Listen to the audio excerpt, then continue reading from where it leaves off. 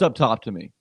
I wanted to go John Robinson here, but I don't know that I can do that because a bunch of the guys he brought in this offseason weren't available to play. And maybe that is a big problem because you look around the league, there's plenty of rookies contributing to these teams.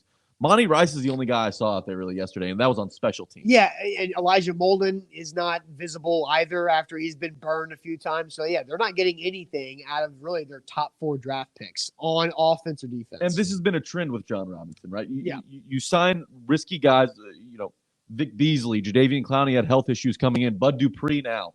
We haven't really seen him. We haven't seen him at his best. Maybe they mismanaged his situation from the get-go, coming off an ACL tear. Maybe they worked him a little too hard against Arizona. He hasn't been available to play really since that game. He played against Russell Wilson, and actually I thought he played pretty well. He got a big pressure on Russell Wilson late in that game to help the Titans get back. You draft Caleb Farley to help on the outside. You bring in Janoris Jenkins, who has been very underwhelming. Yes. I mean, critically underwhelming. Janoris Jenkins has not played very well at all so far this season. You knew ahead of time in the offseason that your biggest weakness was O-line depth. Not only O-line depth, but what are you going to do at right tackle? So they draft Dylan Radins. He hasn't seen the field at all.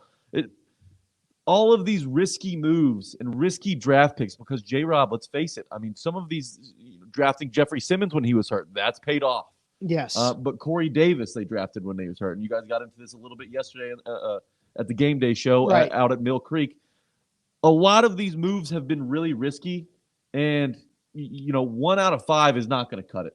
You knew that your Super Bowl window is closing.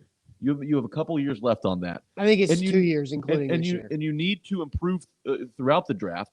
So when that window closes, it's not a complete drop off. You don't fall off a cliff with talent. Yeah. They haven't really done anything in the draft of note the last couple of years. For me, it starts up top and it all rolls downhill. J-Rob's the most to blame. Vrabel's got a lot of blame on his shoulders as well. Gets outcoached by a first-year head coach, Robert Saleh. In his 4th game.